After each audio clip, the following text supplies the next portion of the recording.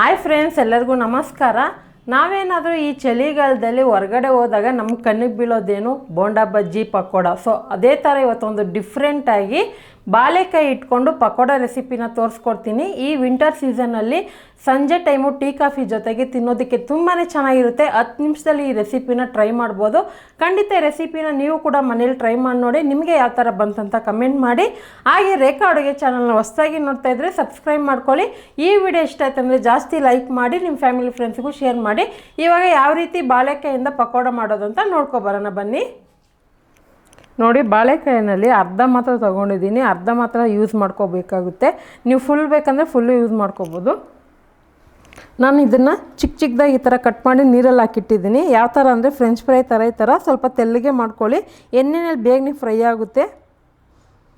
ನೀರಲ್ಲಿ ಹಾಕೋದ್ರಿಂದ ನಿಮಗೆ ಕಲರ್ ಚೇಂಜ್ ಆಗದೆ ಆಗೇ ಇರುತ್ತೆ.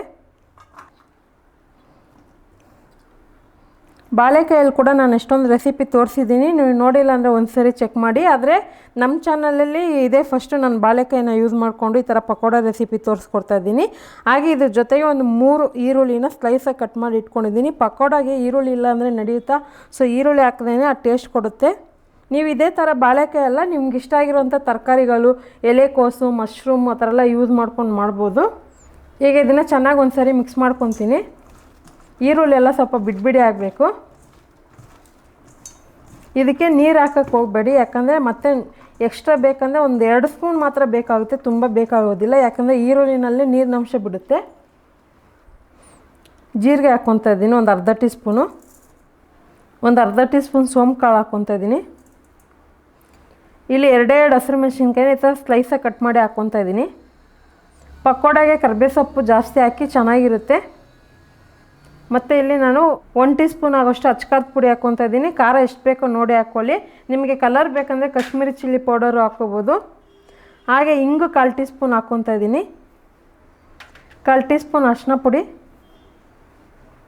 ಇದಕ್ಕೆ ಕೊತ್ತಂಬರಿ ಸೊಪ್ಪು ಹಾಕ್ಕೊತಾ ಇದ್ದೀನಿ. ಇದು ಆಪ್ಷನಲ್ಲು ಬೇಕು ಅಂದರೆ ಹಾಕ್ಕೋಬೋದು, ಇಲ್ಲಾಂದ್ರೂ ನಡೆಯುತ್ತೆ. ಹಾಗೆ ಇಲ್ಲಿ ಕಡಲೆ ಹಿಟ್ಟು ಒಂದು 4 ಟೇಬಲ್ ಸ್ಪೂನ್ ಎತ್ತಿಟ್ಕೊಂಡಿದ್ದೀನಿ. ಸ್ವಲ್ಪನೇ ಹಾಕ್ಕೊಂಡು ಬೇಕಂದರೆ ಎಕ್ಸ್ಟ್ರಾ ನೋಡ್ಕೊಂಡು ಮಿಕ್ಸ್ ಮಾಡ್ಕೊಳ್ಳೋಣ. ಫಸ್ಟ್ ಒಂದು ಸ್ವಲ್ಪ ಹಾಕ್ಕೊತಾ ಇದ್ದೀನಿ. 2 ಟೇಬಲ್ ಸ್ಪೂನ್ ಅಕ್ಕಿ ಹಿಟ್ಟು ಹಾಕೋದ್ರಿಂದ ಕ್ರಿಸ್ಪಿಯಾಗಿ ಬರುತ್ತೆ ಪಕೋಡ. ಮತ್ತು ನೀರು ಜಾಸ್ತಿ ಹಾಕೋಕ್ಕೆ ಹೋಗಬಾರ್ದು. ರುಚಿಗೆ ತಕ್ಕಷ್ಟು ಉಪ್ಪು. ಇವಾಗ ಇದನ್ನು ಚೆನ್ನಾಗಿ ಮಿಕ್ಸ್ ಮಾಡ್ಕೊಳ್ಳೋಣ. ಫಸ್ಟು ಡ್ರೈ ಮಿಕ್ಸ್ ಮಾಡ್ಕೊಳ್ಳೋಣ. ಮತ್ತು ಈರುಳ್ಳಿನಲ್ಲಿ ಮತ್ತು ನಾನು ಬಾಳೆಕಾಯಿನ ನೀರಲ್ಲಿ ತೊಳೆದಾಕಿದ್ನಲ್ಲ, ಅದರಲ್ಲೇ ಸ್ವಲ್ಪ ತೇವಾಂಶ ಇರುತ್ತೆ, ನೋಡ್ಕೊಳ್ಳೋಣ. ನಿಮಗೆ ಬೆಳ್ಳುಳ್ಳಿ ಫ್ಲೇವರ್ ಬೇಕಂದರೆ ಬೆಳ್ಳುಳ್ಳಿ ಜಜ್ಜಿಬಿಟ್ಟು ಹಾಕೊಬೋದು. ಸ್ವಲ್ಪ ತಿಕ್ಕಾಗಿ ಇದನ್ನು ಕಲಿಸ್ಕೋಬೇಕಾಗುತ್ತೆ. ನೋಡಿ,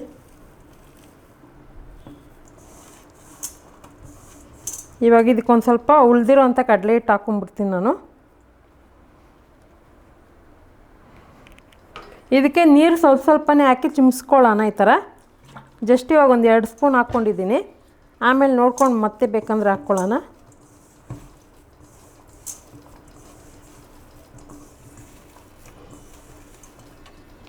ಇನ್ನೊಂದು ಸ್ವಲ್ಪ ಹಾಕ್ಕೊತೀನಿ.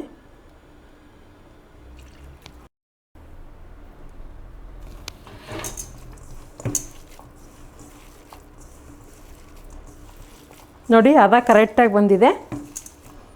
ನಮಗೆ ಎಣ್ಣೆಯಲ್ಲಿ ಈ ಥರ ಬಿಡಿಯಾಗಿ ಬಿಡೋದಕ್ಕೆ ಕರೆಕ್ಟಾಗಿ ಬಂದಿದೆ. ಇವಾಗ ಇದು ರೆಡಿ ಆಯಿತು. ಎಣ್ಣೆ ಕಾಯಕ್ಕೆ ಇಟ್ಕೊಳ್ಳೋಣ. ನೋಡಿ, ಎಣ್ಣೆ ಕಾಯಕ್ಕೆ ಇಕ್ಕಿದ್ದೀನಿ. ಇದರಿಂದ ಚೆನ್ನಾಗಿ ಕಾದಿರೋಂಥ ಎಣ್ಣೆ ಇದಕ್ಕೆ ಹಾಕ್ಕೊಳ್ಳೋಣ.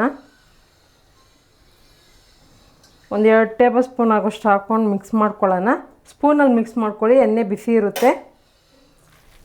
ಫಸ್ಟು ಸ್ಪೂನಲ್ಲಿ ಮಿಕ್ಸ್ ಮಾಡಿಕೊಂಡು ಆನಂತರ ಕೈಯಲ್ಲಿ ಮಿಕ್ಸ್ ಮಾಡ್ಕೊಳ್ಳೋಣ. ಅದ ಹಿಂಗಿರಬೇಕು. ಎಣ್ಣೆನಲ್ಲಿ ಹಾಕೋವಾಗ ಹಿಂಗೆ ಎತ್ಕೊಳ್ಳಿ ಈ ಥರ. ನಿಮ್ಗೆ ಯಾವ ಸೈಜಿಗೆ ಬೇಕೋ ಆ ಸೈಜಿಗೆ ಎತ್ಕೊಂಡು ಬಿಡಬೇಕು.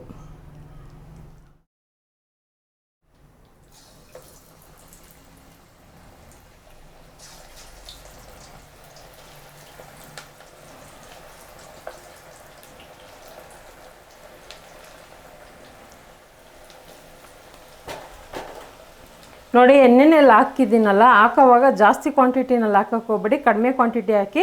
ಜಾಸ್ತಿ ಆಯ್ತಂದರೆ ಬಜ್ಜಿ ಥರ ಸಾಫ್ಟ್ ಬಂದ್ಬಿಡುತ್ತೆ, ಕ್ರಿಸ್ಪಿ ಬರೋಲ್ಲ. ಅದು ಚೆನ್ನಾಗಿ ಎಲ್ಲ ಕಡೆ ಸುತ್ತಲೂ ಬೇರೆ ಥರ ಬಿಟ್ಟರೆ ಅದು ಚೆನ್ನಾಗಿ ಕ್ರಿಸ್ಪಿಯಾಗಿ ಬರುತ್ತೆ. ಈ ಟಿಪ್ಸ್ನ ಕರೆಕ್ಟಾಗಿ ಫಾಲೋ ಮಾಡಿ. ಹಾಗೆ ನಮ್ಮ ರೇಖಾ ಅಡುಗೆ ಚಾನಲಲ್ಲಿ ತುಂಬಾ ವೆರೈಟಿ ಆಫ್ ಸ್ನ್ಯಾಕ್ಸ್ ರೆಸಿಪಿ ಹಾಕಿದ್ದೀನಿ, ನೀವು ನೋಡಿಲ್ಲ ಅಂದರೆ ಒಂದ್ಸರಿ ಚೆಕ್ ಮಾಡ್ಕೊಳ್ಳಿ. ಮತ್ತು ಪಕೋಡಾಗೆ ಯಾವಾಗೂ ಅಷ್ಟೇ ನೀವು ಕಲಸೋ ಅಂಥ ಕರೆಕ್ಟಾಗಿದ್ದೇ ನಿಮಗೆ ಕ್ರಿಸ್ಪಿಯಾಗಿ ಬರುತ್ತೆ. ಮತ್ತು ಒಂದು ಇಂಗ್ರೀಡಿಯೆಂಟ್ಸ್ ಇಲ್ಲ ಅಂದ್ರೂ ನಡೆಯೋದಿಲ್ಲ, ಅಕ್ಕಿ ಹಿಟ್ಟು ಹಾಕಿದ್ರೆ ನಿಮ್ಗೆ ಆ ಟೆಕ್ಸ್ಚರ್ ನಿಮಗೆ ಕ್ರಿಸ್ಪಿನೆಸ್ ಕೊಡುತ್ತೆ. ಬೈ ಚಾನ್ಸ್ ಅಕ್ಕಿ ಹಿಟ್ಟು ಇಲ್ಲಾಂದರೆ ನೀವು ಮೈದಾ ಹಿಟ್ಟು ಅಥವಾ ಗೋಧಿ ಹಿಟ್ಟು ಏನಾದರೂ ಯೂಸ್ ಮಾಡ್ಕೋಬೋದು, ಅದು ಇಲ್ಲಾಂದರೆ ಕಾರ್ನ್ಫ್ಲೋರ್ ಕೂಡ ಯೂಸ್ ಮಾಡ್ಕೋಬೋದು.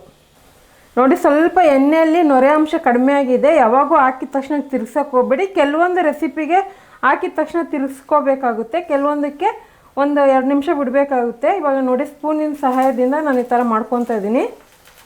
ಪಕೋಡ ನೋಡೋದಕ್ಕೆ ಎಷ್ಟು ಸೂಪರಾಗಿ ಬಂದಿದೆ ಅಂತ. ನೀವು ಫಸ್ಟ್ ಟೈಮ್ ಟ್ರೈ ಮಾಡೋದಾದರೆ ನಾನು ತೋರಿಸಿದ್ನಲ್ಲ ಸೇಮ್ ಅಳತೆನಲ್ಲಿ ಮಾಡಿ. ಆನಂತರ ನೀವು ಬೇಕಂದರೆ ಏನಾದರೂ ನಿಮ್ಮ ಮನೇಲಿ ವಿಶೇಷ ದಿನಗಳಲ್ಲಿ ಹಬ್ಬದ ಟೈಮಲ್ಲಿ ಒಂದು ರೆಸಿಪಿ ಆಗಿದ್ದನ್ನು ಫುಲ್ ಜಾಸ್ತಿ ಕ್ವಾಂಟಿಟಿನಲ್ಲಿ ಕೂಡ ಮಾಡ್ಕೊಬೋದು. ನೋಡಿ ಇವಾಗ ಇದು ಸ್ವಲ್ಪ ಫ್ರೈ ಆಗಿದೆಲ್ಲ, ಈ ಥರ ಸೌಟಿಂದ ಮಿಕ್ಸ್ ಮಾಡ್ಕೊಳ್ಳೋಣ. ಇದನ್ನು ಸ್ವಲ್ಪ ಹೈ ಫ್ಲೇಮಲ್ಲಿ ಇಟ್ಟು ಫ್ರೈ ಮಾಡ್ಕೊಳ್ಬೇಕು. ಇನ್ನೊಂದು ಸ್ವಲ್ಪ ಫ್ರೈ ಆಗಬೇಕು, ತುಂಬ ಡಾರ್ಕ್ ಕಲರಾಗೂ ಬಿಡೋಕೆ ಹೋಗಬೇಡಿ. ನೋಡಿ ಇವಾಗ ಪಕೋಡ ಚೆನ್ನಾಗಿ ಗೋಲ್ಡನ್ ಕಲರ್ ಆಗಿ ಬಂದು ಕ್ರಿಸ್ಪಿಯಾಗಿ ಬರ್ತಾ ಇದೆ. ನಾನು ಇವಾಗ ಇದನ್ನು ಒಂದು ಪ್ಲೇಟಲ್ಲಿ ಎತ್ತಿಟ್ಕೊಂಡು ಉಳಿದಿರೋದು ಇದೇ ಥರ ಮಾಡ್ಕೊತೀನಿ. ಸರ್ವ್ ಮಾಡೋವಾಗ ನೋಡೋಣ. ನೋಡಿ ಇವಾಗ ಕ್ರಿಸ್ಪಿಯಾಗಿರುವಂಥ ಬಾಳೆಕಾಯಲ್ಲಿ ಪಕೋಡ ಮಾಡೋದು ತೋರಿಸ್ಕೊಟ್ಟಿದ್ದೀನಿ. ಖಂಡಿತ ನಿಮಗೆಲ್ಲ ಈ ರೆಸಿಪಿ ಯೂಸ್ಫುಲ್ ಆಗಿರುತ್ತೆ. ಈ ವಿಂಟರ್ ಸೀಸನ್ಗೆ ನೀವು ಕೂಡ ಮನೇಲಿ ಇದೇ ಥರ ಟ್ರೈ ಮಾಡಿ ನೋಡಿ. ಈಗ ಇದು ರೆಡಿಯಾಗಿದೆ, ಸರ್ವ್ ಮಾಡ್ಕೊಳ್ಳೋಣ. ಇದ್ರ ಜೊತೆಗೆ ನಿಮ್ಗೆ ಇಷ್ಟ ಆಗೋ ಥರ ಟೊಮೊಟೊ ಕೆಚಪ್ ಅಥವಾ ಚಾಟ್ ಮಸಾಲ ಕೂಡ ಹಾಕ್ಕೊಂಡು ತಿನ್ಬೋದು, ತುಂಬಾ ಚೆನ್ನಾಗಿರುತ್ತೆ. ಬಿಸಿ ಬಿಸಿ ಇರೋವಾಗನೇ ಮಕ್ಕಳಿಗೆ ಮನೇಲಿರೋರಿಗೆಲ್ಲರಿಗೂ ಮಾಡಿ ಎಂಜಾಯ್ ಮಾಡ್ತಾ ತಿನ್ನಿ. ಸೊ ನೋಡಿದ್ರಲ್ಲ ಫ್ರೆಂಡ್ಸ್, ಇವತ್ತಿನ ರೆಸಿಪಿ ಖಂಡಿತ ನಿಮಗೆಲ್ಲ ಇಷ್ಟ ಆಗಿರುತ್ತೆ. ಇನ್ಯಾಕೆ ಥರ ನೀವು ಕೂಡ ಮನೇಲಿ ಈ ಬಾಳೆಕಾಯಿ ಇದ್ದರೆ ಖಂಡಿತ ಈ ಥರ ಒಂದು ಡಿಫ್ರೆಂಟಾಗಿ ಪಕೋಡ ಮಾಡಿಕೊಡಿ, ಎಲ್ಲರ ಜೊತೆ ಎಂಜಾಯ್ ಮಾಡ್ಕೊಂಡು ತಿನ್ನಿ. ನಿಮಗೆ ಯಾವ ಥರ ಬಂತು ಅನ್ನೋದನ್ನ ಅನಿಸಿಕೆನ ಕಮೆಂಟ್ ಮೂಲಕ ತಿಳಿಸಿ. ಇವತ್ತಿನ ರೆಸಿಪಿ ಇಷ್ಟ ಆಯ್ತು ಅಂದರೆ ಲೈಕ್ ಮಾಡಿ, ಶೇರ್ ಮಾಡಿ. ರೇಖಾ ಅಡುಗೆ ಚಾನಲ್ನ ಹೊಸದಾಗಿ ನೋಡ್ತಾ ಇದ್ದೀರಂದರೆ ಈಗಲೇ ಸಬ್ಸ್ಕ್ರೈಬ್ ಮಾಡ್ಕೊಳ್ಳಿ. ನೆಕ್ಸ್ಟ್ ವೀಡಿಯೋದಲ್ಲಿ ನೋಡೋಣ. ಬಾಯ್.